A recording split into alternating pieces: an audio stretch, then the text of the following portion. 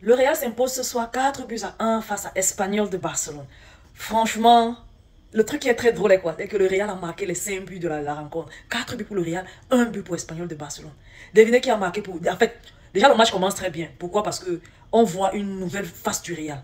Très bien, c'est pour les Madrilènes, vous savez, je suis barcelonaise. On voit une nouvelle face du Real. Un Real avec une attaque remaniée. En attaque, Ancelotti fait quoi? Il met Rodrigo Bellingham à Güler. Et en pointe, il met Kylian Mbappé. Il laisse Vinicius au banc.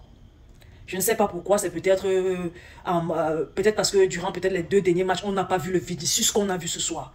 Donc on le laisse au banc et on titularise les autres. Mais c'est quelque chose de positif pour eux. Pourquoi? Parce que en faisant comme ça, tu te rends compte que les attaquants ne jouent pas les uns sur les autres. Ils jouent un football plutôt fluide, ils se trouvent facilement. Et ils font des choses beaucoup mieux que les précédents matchs où on mettait Mbappé et Vinicius en même temps. Du coup, tu te dis que, oh, Ancelotti a trouvé la clé. Mais sauf que, ils sont tombés sur un Espagnol de Barcelone très solide et très compact. Espagnol de Barcelone, ils ont d'abord défendu à 5 avant de faire une double ligne de 4-4 avec 2 attaquants. Ils étaient vraiment présents. Ils ont gêné le Real et empêché le Real de marquer jusqu'à la 58e minute où Carvajal marque pour le Real. Mais le but de Carvajal vient après le but de Thibaut Courtois. On ne va pas dire le but de Thibaut Courtois parce que le joueur d'Espanyol Barcelone a travaillé son ballon. Au moment de tirer, je pense que c'est Arda Güler qui dévie légèrement et ça déjoue les plans de Courtois. Parce qu'on ne va pas dire que ça trompe Courtois. Ça n'a pas trompé. Ça a tapé sur Courtois avant d'entrer dans le goal. Bon, il s'est planté un but de lui-même. Ça, c'est le truc très drôle. Parce que quand je regardais, je me disais, l'Espagnol a marqué. Mais l'Espagnol n'a pas marqué. Ils ont poussé le Real à marquer pour eux. C'est une bonne chose. Bonne chose pour l'Espagnol de Barcelone. Bonne chose pendant une très courte durée. Vous savez, moi, j'ai toujours dit aux adversaires du Real là, que si vous savez que vous ne pouvez pas tenir tête au Real, il faut faire le hold-up. Le hold-up, c'est le match, vous jouez d'une façon laxiste. Vous bloquez tous les assauts du Real.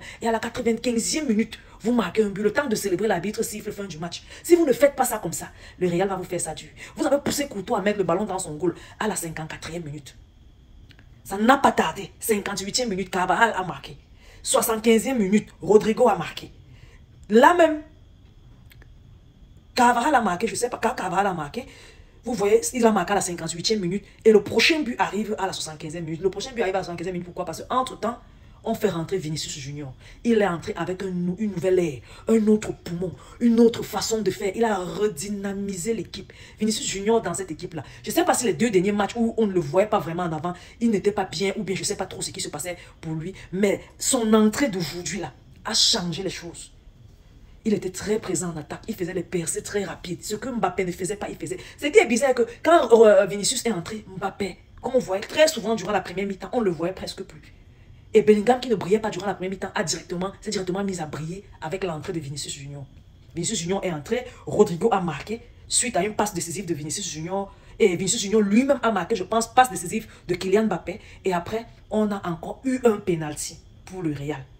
Un joueur arrête Hendrik en dehors de la surface. Il tire Hendrik. Il sait qu'il est dans l'erreur. Il sait qu'il a déjà commis la faute. Hendrik avance vers la surface de réparation et met légèrement sa tête dans la surface de réparation. On tire penalty. Mbappé réalise à la 90e minute. À la 90e minute, le Real mène déjà 3 buts à 1. Vous pensez que l'Espagnol de Barcelone, qu'on voyait là, pouvait revenir? Ça sert à quoi d'aller encore tacheter de partout votre victoire avec un penalty? Un penalty qui ne sert à rien. Parce que l'Espagnol de Barcelone n'allait pas revenir sur le score. On a quand même sifflé penalty. Mbappé a transformé. Mbappé a désormais 4 buts. Il a autant de buts que les Robert Lewandowski. Ils sont les deux à avoir plus de buts en Liga. Ils ont chacun 4 buts. Sauf que Robert Lewandowski a marqué ses 4 buts dans le jeu. Mbappé a marqué seulement un seul but des 4 dans le jeu et 3 autres sur penalty. Dans le Real, même quand on ne veut pas appeler votre nom, vous nous forcez à appeler votre nom. Ça servait à quoi de siffler penalty là? Parce que pour moi, il n'y a même pas penalty. L'erreur, la faute a été commise à l'extérieur de la surface de réparation. C'est Hendrik qui force, qui tire et va tomber avec sa tête là, dans la surface de réparation. Mais sinon, le gars a arrêté Hendrik. Il a commis sa faute bien à l'extérieur de la surface de réparation. On siffle quand même penalty. Pourquoi toujours cette facilité-là à siffler penalty? On a encore sifflé penalty. Le Real a permis à Mbappé de marquer. Mbappé est maintenant l'un des meilleurs buteurs de la Liga. Ex aequo avec Lewandowski qui joue demain, certes. Mais Il a marqué déjà 3 buts sur penalty, un seul durant le match. Franchement, pour moi, je préfère encore 10 milliards de fois Daniel Mo ou bien Lamine Yamal qui ont marqué 3 buts, ou bien un joueur qui a marqué seulement 2 buts, mais 2 buts dans le match. Sérieux, les gars, Madrid, arrêtez un peu. Même quand on ne va pas appeler votre nom, vous faites, on appelle votre nom. Vous gagnez déjà 4 buts, 3 buts à 1. Vous partez encore chercher un penalty qui va salir la victoire. Maintenant, on peut s'accrocher sur ce penalty et dire que c'est bien pas... Parce que moi, j'ai vu, on a tiré le gars à l'extérieur de la surface de réparation. Il a traîné, parti mettre sa tête. Un peu comme ça, là, dans la surface de réparation, on a sifflé penalty.